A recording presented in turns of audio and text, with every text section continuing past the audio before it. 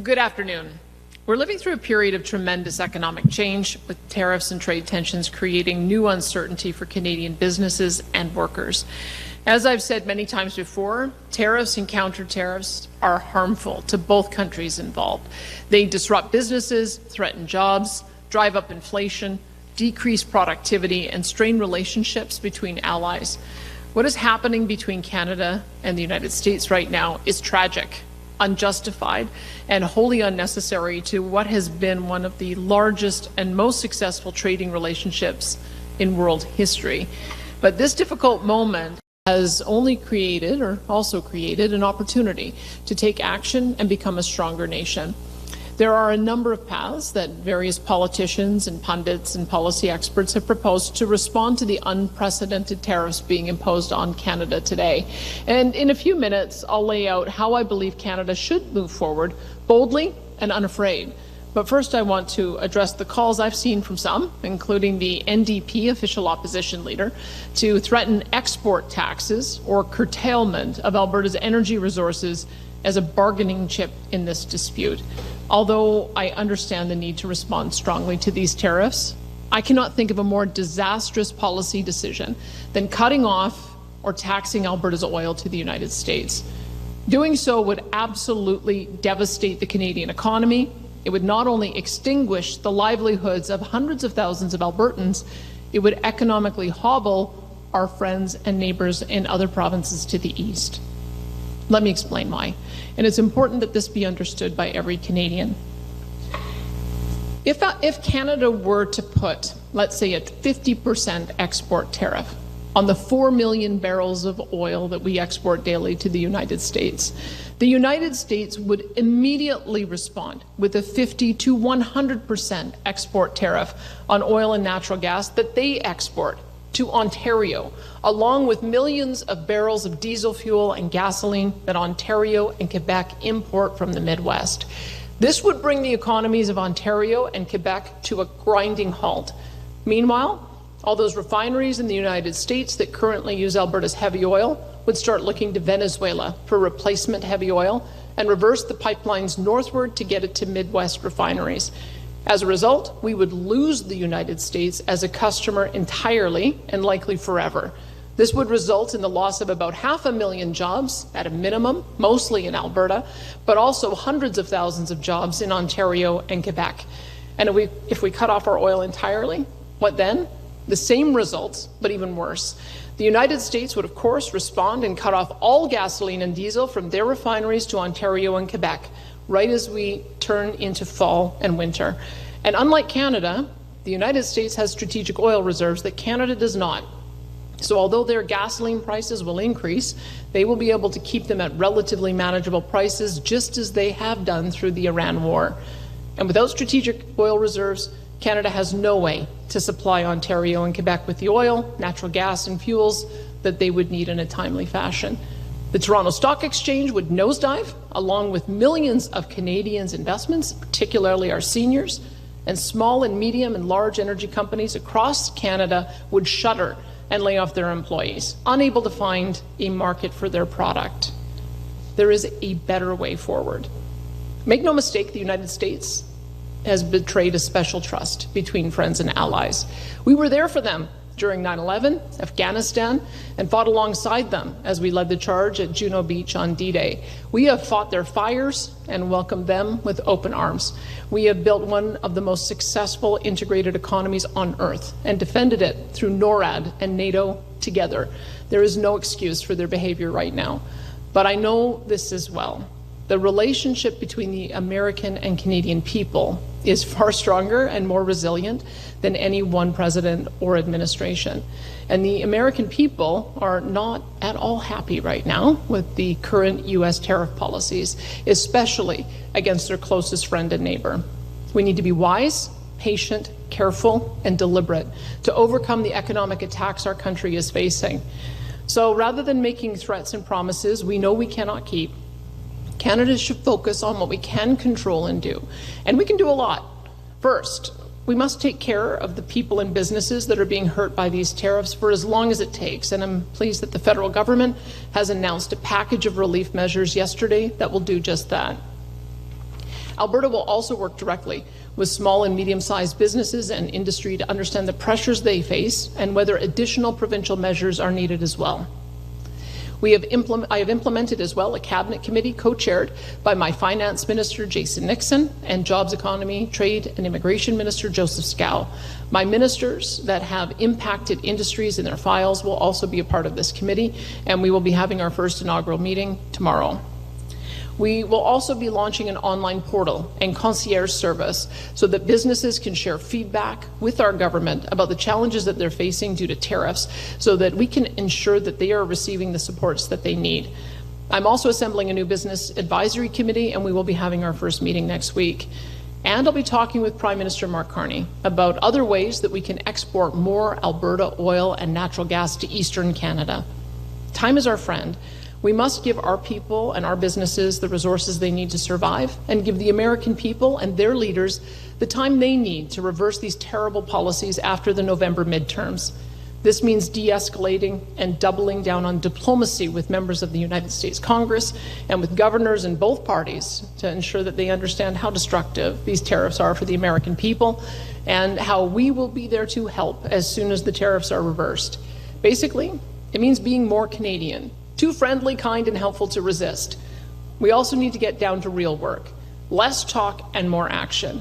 To support businesses, investment, and employment, there are a number of tax reform measures that should be taken to unleash our job-creating industries. And this includes introducing an aggressive accelerated capital cost allowance regime and cutting capital gains taxes for reinvestment in Canada. We should focus on buying Canadian if at all possible, including government procurement. We must break down interprovincial trade barriers. As a start, I'm calling on all premiers to agree immediately to an equal markup nationwide on all Canadian alcohol products on our shelves. No more protectionism. Stop talking about it and just do it. And further, we must continue to strengthen international relationships with trading partners to open new markets for Canadian products. And no, we should never allow any country to tell us who we can and cannot trade with. And of course, we should approve the pipeline to the West Coast immediately and start construction as soon as possible. The timelines need to be moved up. This project is integral in reaching more markets for our oil and to Canada's economic independence. My fellow Albertans and Canadians, Canada will not win this battle through brute force. We will win it through being smarter, more strategic, more agile, and using our reputation and relationship with the American people to have these tariffs reversed. That is how we win. And now I'd be happy to take your questions.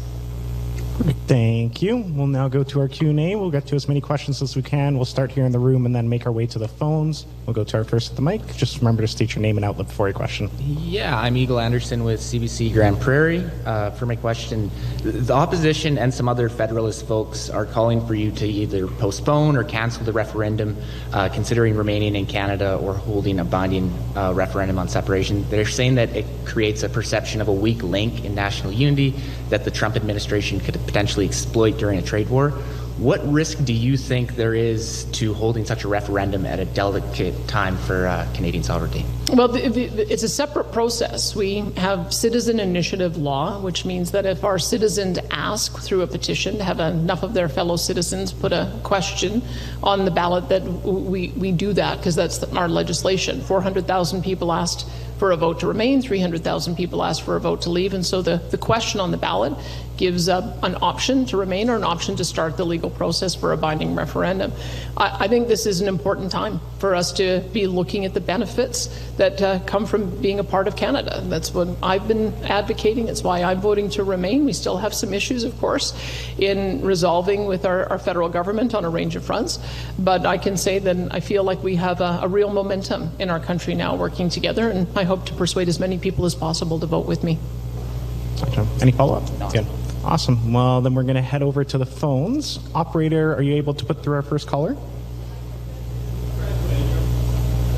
Your first question comes from Jean Emmanuel Fortier of Radio Canada. Your line is already open. Bonjour, Premier. Thanks for taking our questions today. So, then, Premier, if the consequences of curtailing or tariffing oil and gas exports is so bad for Canada, so bad for Alberta, significant harm, that would destroy our provinces and the country's economy. Why do you think that people like Doug Ford and others are floating the idea? Thank you. Well, I think it's one of those things emotionally that probably feels good to say, to just stick it to them. But I think we have to, I think I pretty clearly articulated that when you take an action, you have to expect an equal and opposite and probably even more forceful reaction. And so I would just encourage people to play it forward a couple of steps as I have and ask themselves, do we really want this outcome? Do we really want an outcome where the Toronto Pearson Airport no longer has aviation fuel so people can't fly? Do we really want people to be in their homes working from home because there is no diesel or gasoline to get them to work? Do we really want that kind of outcome when we know we have an affordability crisis in Eastern Canada? I certainly don't. And so that's why I would say there are better things that we can do. Let's learn how to trade more with each other. Let's work together on getting more Canadian oil and natural gas to Eastern Canada so that we can ensure that they do have true energy security. And let's work at getting our product to market in new markets so that we have a diversified trade base. So those are the things that I think we can work on constructively, and those are the things I hope we can do together. Premier, on getting stuff to market in Canada quickly, what are the options for Alberta oil and gas that we're not using right now? We're talking about the TC mainline that's not fully at capacity. Other things that you have in mind? Can you enlighten us on that, please? Thank you. Yeah, well, I was talking to a tugboat operator when I was in Quebec City, and they mentioned that we already have crude oil from Montreal, from Alberta, going up to Quebec City to be refined. So we already have the ability to take tankers at the end of Line 9 up to Quebec City. So why can't we take them up and over to the Irving refinery? And so I've been in discussions with the Irving refinery to see if we could have a pilot project to see if we might be able to do just that. And I've also asked the Prime Minister if he could give us some flexibility. One of the barriers, and Tony Wakeham from Newfoundland and Labrador has discovered the same thing, is that we're not able to pick up Canadian oil from a Canadian port and transfer it to another Canadian port because we don't have Aframax ships that have Canadian flags. Maybe we need to have an emergency order that allows for us to use any flag ships to be able to do that work. So not only me, but also my friend Tony Wakeham is able to get our Canadian oil into the refinery at St. John. Another example is we used to sell almost 100% of the natural gas that Eastern Canada used back in the early 2000s. Because it was cheaper to get it from the Marcellus in Pennsylvania, they reversed the lines. And so 3 BCF a day that used to come from Western Canada is down to 1 BCF a day, and they're getting 2 BCF from the United States. Well, if they were able to get 100% of their gas before, they can do it again. So maybe it's time for us to talk about how we might be able to restore some of that production from Western Canada to get it out east. And there's probably other options. Those are the two that I'm pursuing right now, but I'll be looking for it any way I possibly can to make sure that Ontario, Quebec, and our Atlantic friends all have energy security.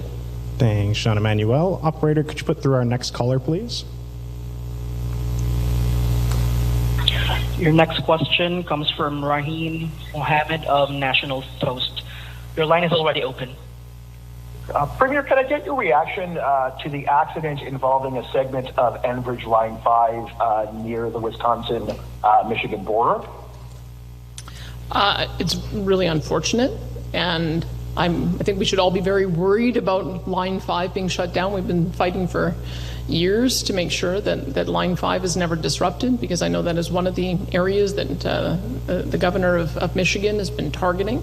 And so we'll be watching to see what kind of impact that disruption has on Sarnia and also Line 9, which goes into Quebec. I'm hopeful that they'll be able to get it back in operation very soon. But I would maybe direct you to the statement that Enbridge has made about the circumstances around that. But we're very hopeful that they'll be able to get that restored quickly, and we'll look forward to getting some future updates from Enbridge. And as you know, there are major statewide elections coming up in November in both Wisconsin and Michigan. And in both states, Enbridge Line 5 is an active issue. Given the significance of Enbridge Line 5, not only to Alberta, but to Canadian energy security, would you consider something along the lines of advise or targeted advocacy in either state to make sure that our interests are represented in this discussion? I can tell you I've been advocating on Line 5 all the way back when I first got started. I've been staying close with Enbridge to get updates with the various challenges that have gone before Line 5. I'll do whatever it takes to make sure that the service gets restored and that it is maintained. I think the administration recently gave some indication that, notwithstanding a recent court decision that would have stalled it, they believe that this is important to maintain. We do have a cross-border oil treaty with the United States that I would hope would continue to be maintained. But let's remember, this line, when it lands in Sarnia, provides about 50% of the oil that Ontario refineries use, and then going on to Line 9, it provides about 2/3 of the oil needed in Quebec. So it's a very big deal, and that's part of the reason why we want it to get restored quickly. Part of the reason why, when I say it goes through Wisconsin and Michigan, why we have to be very mindful about using energy in the way that's been described by folks like the leader of the NDP official opposition. But it's also the reason why Doug Ford and I have talked about creating an alternative Canadian-only route. That's what the Northern Shield feasibility study is all about, is how can we make sure that we have an alternative route so that we can ensure that Sarnia and then onwards to that, both Ontario and Quebec never have to worry about a disruption in supply. Thanks, Raheem. Operator, can you put through our next caller, please? Your next question comes from Jack Farrell of Canadian Press. Your line is already open. Awesome, thank you. Premier Scott Moe today, just a couple hours ago, said that Saskatchewan is going to put a 50% tax on U.S. alcohol and only allow data centers to be built by Canadian operators actually be developed in his province as a result of the breakdown in trade talks. I'm wondering if you will do the same, or at least consider doing the same. Well, I mean, we'll certainly take any ideas that we're seeing other provinces do forward to our trade committee. As I said, we're having our first meeting tomorrow, and I'll bring those items to forward for further discussion.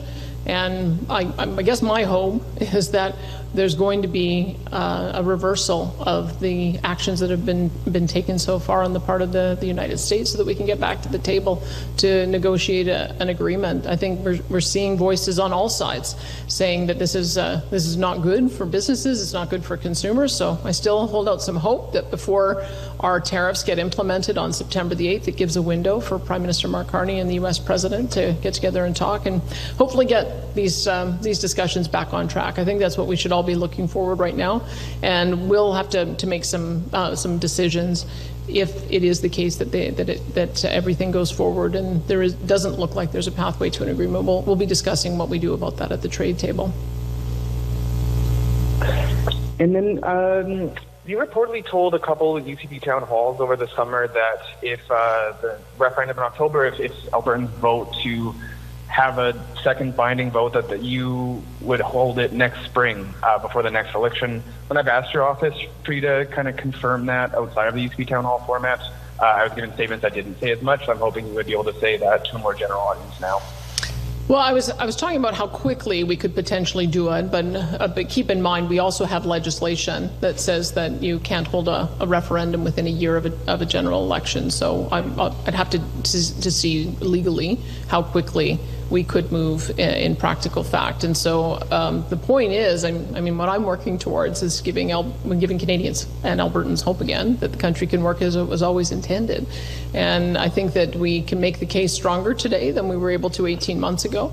I'm pleased that the Prime Minister is finding ways to acknowledge the grievances that Albertans have, because they were legitimate grievances, and to work with me on resolving them. I don't think that you solve problems by ignoring them or papering them over. You talk them through and you try to find some common ground. I've demonstrated that in my negotiations and discussions with the Prime Minister, as well as with other premiers, that we can find areas to work together. And I hope that gives more Albertans confidence that the country can work. That's what I'm working towards, convincing people on October the 19th. Thank you, Jack. Operator, can you put through our next caller, please? Our next question comes from Janet French of CBC Edmonton. Your line is already open. Hi there. Thanks for taking my question. How much has this escalating trade war affected your ranking per se? If you had to pick and choose your favorite pipeline project that you think should be done the most rapidly, how has this affected the ranking of those projects in your mind? I think the West Coast oil pipeline, 1 million barrels a day with the new terminal point in southern British Columbia, is the one that has the greatest chance of getting to market more quickly. It's part of the reason we worked with the federal government on that route. Trans Mountain already knows the terrain. They have fresh environmental permits, fresh Indigenous consultation. They know where some of the rerouting should take place for efficiency and to avoid problems. And we believe that would allow us to get our product to market 2 to 3 years faster than the other alternatives. So the key sticking point is going to be October the 1st to see if we are able to get the interim approval, conditional approval. That's what we're working towards. And I hope a final approval, we agreed in the MOU, by September of 2027. I hope we can accelerate those timelines. We need to. We need to make sure that we have an opportunity to expand markets. I've always said that oil is a great calling card. You can lead with oil, you can lead with natural gas, and then pretty quickly the conversation turns to agri-food products, fiber, and everything else that we sell. So I think if we're going to be looking at ways that we can expand our trade to Asian markets, being able to have a product that they desperately need for their own energy security is a great opening way to expand that trade relationship. Just want to clarify that a West Coast pipeline to the South Coast would still be your priority over an Energy East-like pipeline. But I also wanted to ask about AI data centers. So your Tech and Service Alberta Minister have been having these lively town halls with some pretty passionate feedback about your data center strategy, and in some cases a lack of perceived fairness and expediency in the approval process for data centers and their power plants. So what pause, if any, has this given your government to alter your approach to courting potential data centers? Well, I can tell you that we have identified some areas that we need to have some more robust regulation. I mean, keep in mind, we used to have pretty robust town halls around solar and wind, and as a result we were able to develop some new parameters around how solar and wind was sited. That took about 6 months to do, and we were back to being able to approve solar and wind projects, and we've approved many in the intervening years. And so sometimes you just have to do the town halls, see if you've got any blind spots, and then identify ways that you can fill them. The things that we hear about, especially with the decision in Olds with the Synapse proposal, the AUC said that having a major power plant with the data center, the 600 diesel turbines, 800 meters close to 700 homes was just too close. And so that gives us some guidance of what reasonable would be for setback areas. And what we've heard is, why make it so difficult for 320 municipalities? Why don't you help us with identifying what those setback areas would be? That's one part. We've heard concerns about prime agriculture land and the reluctance to have these sited in the middle of a farmer's field or a farming community. So making sure that we're giving some guidance around what is an appropriate zoning for industrial space, heavy industrial in particular. That's sort of a second area we've heard about. We've also heard about water. People want to see the best available technology used. Some of the evaporative technologies that have been used in older data centers, that leaves people very concerned about water use. And so we're looking at how we might be able to create some guidance for best available technology so that we are going to be able to limit water use. And then, of course, electricity. We already have an approach where, although an AI data center may start with using grid power, we need to get them to bring their own power and have a plan for how they're going to build that out, which we believe will reduce costs to consumers on electricity. So there are a few things that we've heard on the town halls. I'm sure that we'll hear a few more, and but we're doing them so that we can make adjustments if we need to. And so we've got one more, I believe, we've got a town hall that I'm conducting online with Minister Glubish tomorrow evening, August the 27th, and then he's doing a final one in the Grand Prairie area, and I think we'll get some good feedback from all of that. Thank you, Janet. We have time for a couple more questions. Operator, could you put through our next caller, please? Our next question comes from Connor Hogg of CTV News. Your line is already open. Hey, thank you for taking my question. We know that the Saskatchewan liquor tariffs are going to be coming in September. You mentioned earlier that the committee that you've just formed is going to be starting to meet tomorrow to discuss Alberta's next steps. I'm wondering if Alberta is going to be waiting until November to take further action in potentially introducing new tariffs or levies on American products, or if introducing something sooner will be on the table. I have a number of ministers who are at the table who will be able to give me full perspective about what impact that might have, and so I'll commit to you that I'll put it on the agenda for discussion tomorrow, but I would rather wait to make sure that I hear what the feedback is from my ministers before making a decision about what we might do.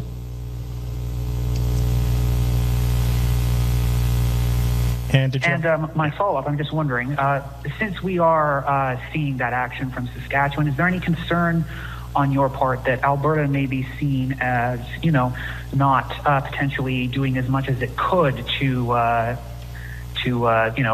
engage in this trade skirmish with the United States as opposed to other provinces? Well, I actually prefer Scott Moe's approach to some of the other provinces. And so that's why I want to take a closer look at it, because what I'm seeing Scott Moe do is he, in good faith, put the alcohol back on the shelves, and now he's facing a 50% tariff, and so he's matching what the Americans are doing to his province. It's been pointed out that there are no products from Canada that are banned from going into the United States. And so maybe this is an opportunity for all provinces to look at, if we're going to match equal for equal, maybe Scott Moe has found the way to do that. That's something I'll want to be discussing with my caucus, or with my cabinet colleagues tomorrow. Thank you, Connor. We have time for one, maybe two more questions. Operator, could you put through our next caller, please? Your next question comes from Gates Goreen of Global News Edmonton. Your line is already open. Thanks, Premier, for taking my questions. We're seeing, most of, if not all, the premiers get behind the federal government's choice to have counter tariffs, but we're also seeing very prominent conservative voices also get behind that. Why does your government feel differently on this as a retaliatory measure? Well, I oppose tariffs on all fronts. I wish the Americans would drop theirs, and I wish we didn't have to put ours in place. I think the Prime Minister has done a good job of matching equal for equal, tariffing the same products that are being tariffed here, with the idea that we need to, if our industries selling into the United States are going to be hurt, then let's find a way to protect them so that they can develop new product lines and new markets. So I just philosophically am opposed to tariffs, because I don't think we should be happy about putting anyone out of business or causing any consumer to face higher prices. I don't think that anyone should be relishing a trade war. We find ourselves in this situation, and I'll be doing my part to make sure that we're identifying the businesses that are impacted and working with the federal government to identify the supports to ensure that we can minimize the harm. But just make no mistake, there's going to be businesses that go under. When we were talking about it, there's a potential for 28,000 small and medium businesses to be rendered completely unviable as a result of this ban. That's 45,000 workers, and that's the reason I don't love tariffs. And anything that we do as a counter tariff, it's going to have a similar effect on a different community for different reasons. But this is not. I don't think anyone wins a tariff war. I think the way we win a tariff war is we get back to the table as quickly as possible to get to an agreement so that we can reduce and minimize the tariffs that there are, and try to establish the principles of the Canada-US-Mexico agreement so that the vast majority of our goods are able to cross tariff-free. That's what I hope the outcome would be. So speaking to that, getting back to the table, what does that path forward look like? I mean, what does negotiating look like if the United States is threatening Canadian sovereignty or potentially violating the Constitution? Well, I think at the moment, we're seeing a lot of voices in the United States demonstrating that they're not very happy with these tariffs either. And it's not just the Democrat voices, there are Republican voices as well, people who are running for re-election for Senate, for Congress, governors. They're also talking about how Canada is a close friend and neighbor. And I think we've got to continue to talk to those individuals. I have always felt that the greatest champion of the Canadian trade picture are the American legislators and American states that are the biggest beneficiaries of it. And I'm glad to see that they have been very vocal in the last number of days in saying that this doesn't make sense, because it doesn't make sense. And we're going to continue working with those voices to hopefully have some impact on not only the American people, because when the American people change their view, then I think the politicians have to follow. So hopefully we'll have some impact on the administration as well. Thank you. We have time for one last question today. Operator, could you put through our last caller, please? Your next question comes from Will Vazur of Western Standard. Your line is already open. Hi, thanks for squeezing in my question here. I'm just curious, the New York Times reported yesterday that Prime Minister Carney pulled the Keystone pipeline off the table before negotiations collapsed. I'm curious if you've had any talks with the Prime Minister about the Keystone? Well, I can tell you, just to put it into context, my understanding, I wasn't at the negotiation, so I don't know what was said, but there is a pipeline project called South Bow Bridge, or it's the Prairie Connector, that uses some of the old Keystone assets, I think about 150 kilometers of pipeline. And they've done an open season to establish 500,000 barrels per day of additional pipeline capacity to the United States. They're moving towards a final investment decision next year. That's not what anyone's talking about. What I think they were talking about was, is there an opportunity to create a new million or more barrel a day pipeline? And I have told the Prime Minister, if he wants to use oil as a way to close the deal by promising to sell more, then we are 100% on board with that approach. And so that's my understanding of the context in which oil comes up, is it's to see whether or not there's a way to bridge a divide and to sell more oil to the United States. And I think that's something that we should, if we can get to a deal on that basis, I think that could be good for the entire country. And then my follow-up on that as well is, you've spent a lot of time, especially throughout the Trump administration, trying to build your relations with officials in the United States. And I'm curious if you've taken any steps to try and soften relationships with those officials and really urge them to get to the negotiating table with Canada as well. Every time I have an opportunity to, I mean, remember what happened over the summer. We hosted literally dozens and dozens of American legislators and decision makers, not only through Stampede, we also took many of them up on an oil sands tour, but also we had the PENWAR conference, the Pacific Northwest Region conference we hosted in Edmonton. And it had a couple hundred delegates, I understand. And we also have a council of state legislators that we also hosted in Alberta, which also, I believe, had also a couple hundred delegates. That's the kind of approach that we take, is we want to showcase what Alberta has to offer. We want to showcase this incredible relationship, and we want to create champions for the U.S.-Canada trade relationship, and I think we did that, and so we'll continue doing that. We have, as I mentioned, those two different agencies. They have a variety of conferences. There's governors' conferences. We're going to continue to reach out to try to get those champions to speak up for this trade relationship, because it's very important to both of us. It's important to our consumers and businesses. It's important to their consumers and businesses. And I think with that kind of consistent, effective diplomacy, I think we'll be able to get these two parties back to the table. Thank you. That's all the time we have for questions today. Thanks, everyone.